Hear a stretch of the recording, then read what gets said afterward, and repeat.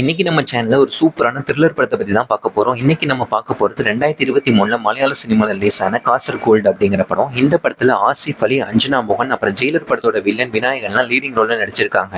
இந்த படத்தோட one line story என்னன்னு பாத்தீங்கன்னா, இந்த படத்துல நம்ம ஹீரோவும் ஹீரோயினும் ஒரு கார்ல போயிட்டு இருக்காங்க. அந்த கார்ல நிறைய கடத்தப்பட்ட தங்கத்தை கொண்டு போயிட்டு இருக்காங்க.